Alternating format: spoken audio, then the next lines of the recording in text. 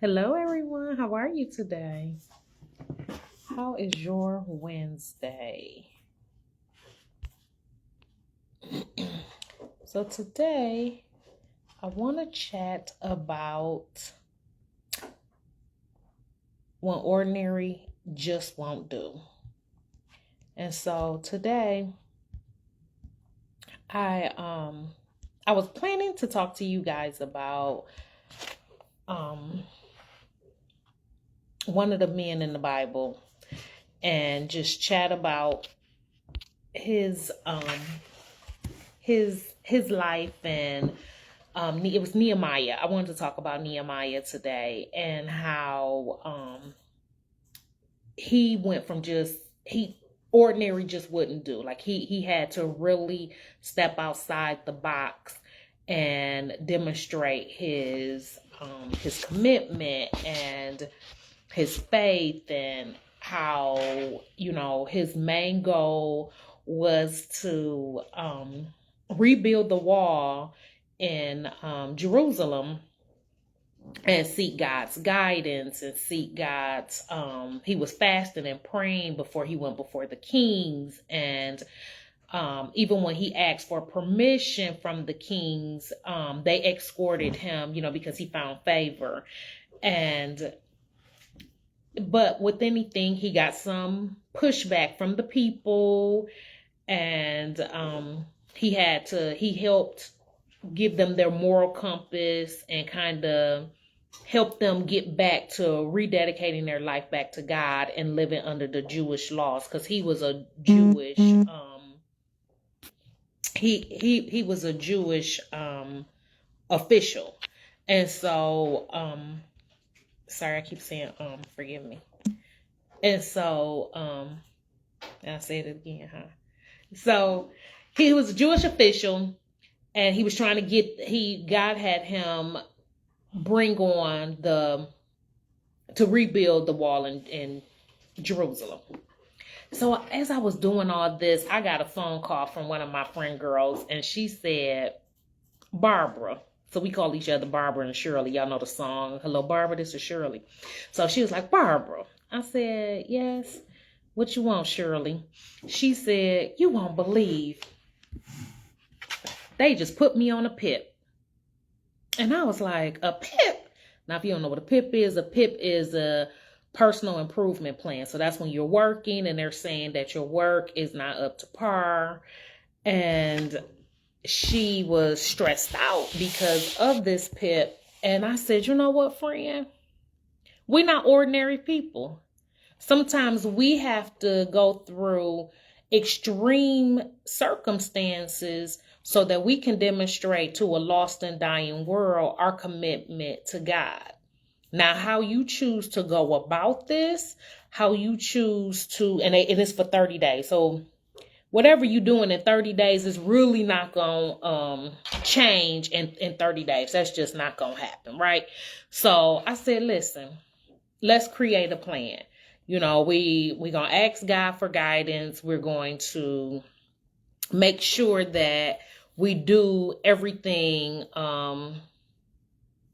We're doing everything that God has called us to do in order to not be just ordinary, right? So she was like, okay, what's the game plan? So we're writing out this game plan. We're working on it. And I want to relate that to everyday life for us.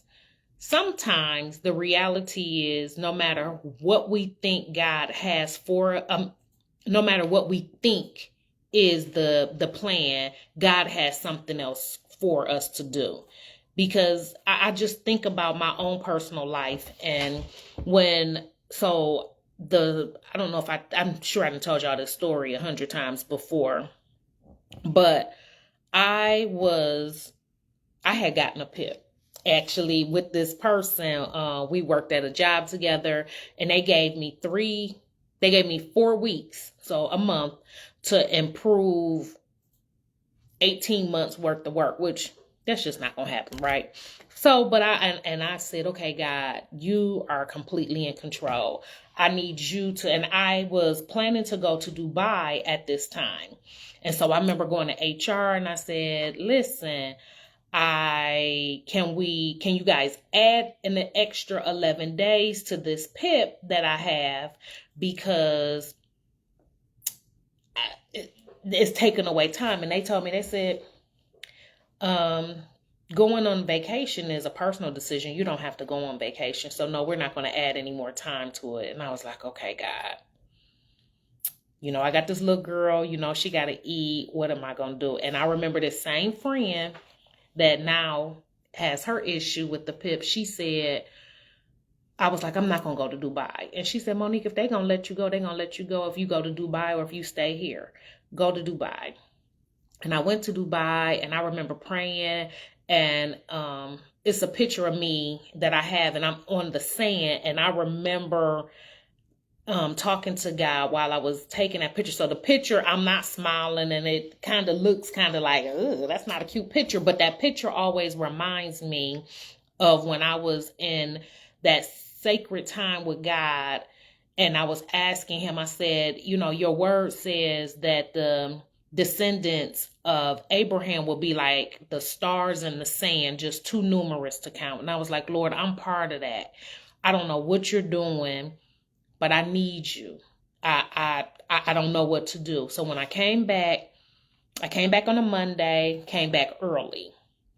I guess I didn't even realize I had taken off an extra day from work, but I came back a day early, and they were like, oh, you're here back a day early. And so I ended up staying the day. They had no work for me. And I was like, is there anything I can do? So nobody was like, nope. We don't have anything for you to do. So I was looking at old accounts, trying to just make sure everything was okay with them. And then that was that Monday. I think they might have gave me a little something to do that Tuesday, but then that Wednesday, I was supposed to come off the PIP. Now, prior to going to Dubai, they told me everything was great. I was doing amazing. I had made amazing turnaround. And then I go in, and they told me, yeah, you're just not working. It's not going to work. We're going to go ahead and let you go. Now, again, in my brain, I was like, Lord, I got this little girl I got to feed. You ain't sent my rich daddy to me. So I don't know how I'm going to pay for these bills. But I said, okay. And so she said, you got to give us your password to your computer. And I said, okay, well, she went to start writing it. And I said, DON. And I said, oh, let me just write it. So I wrote it out. She looked at it. She looked up at my supervisor, and she looked at it again and said, that'll be all.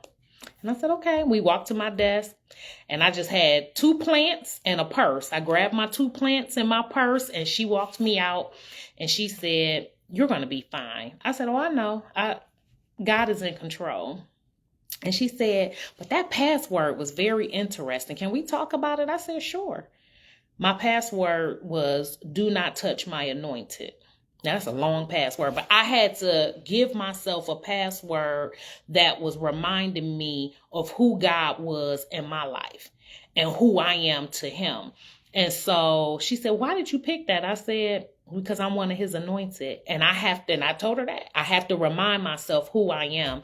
I had no idea. I don't recall interviewing. Well, I don't recall applying for the job with Mazda.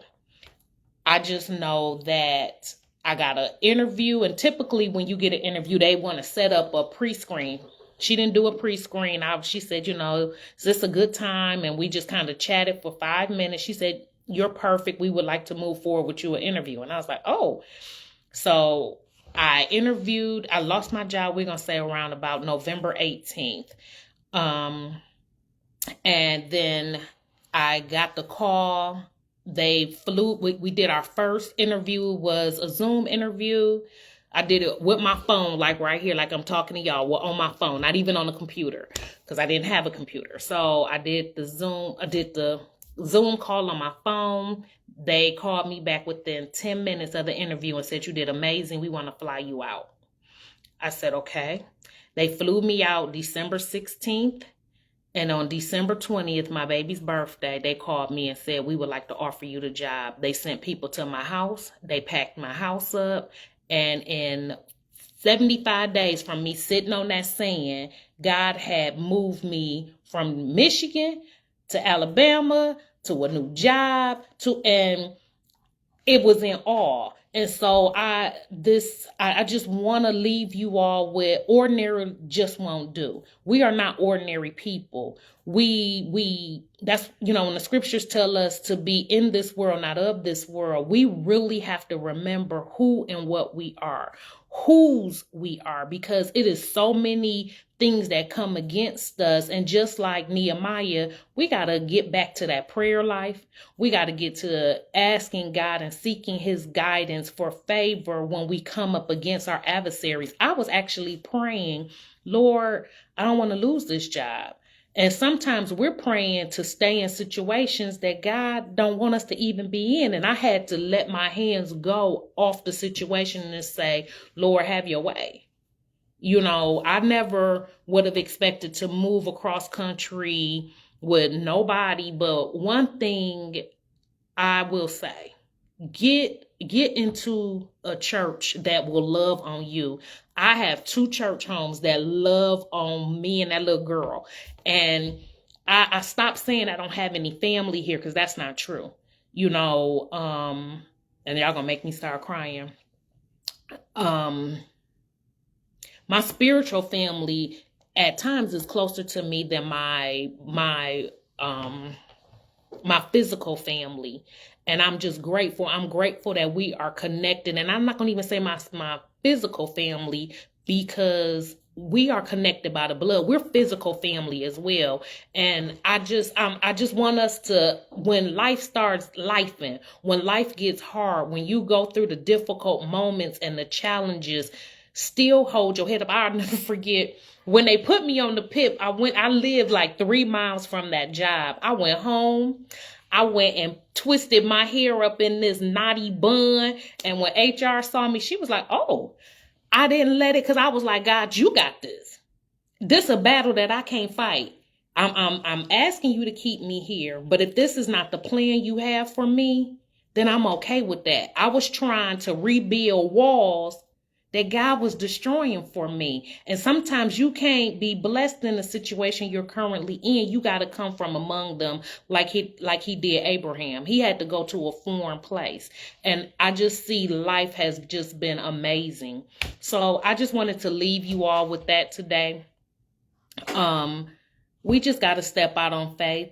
We can't keep doing what makes sense, because what makes sense is opposite for us. Like we have to stop trying to be ordinary, because ordinary just won't do. So I love you guys. And next week, Tuesday, I start the radio program. I am so nervous. So y'all pray for me. Pray. Because I'm nervous, but I'm trusting God that ordinary just won't do. He's taking a little brown girl from Exit 9 and taking me somewhere that I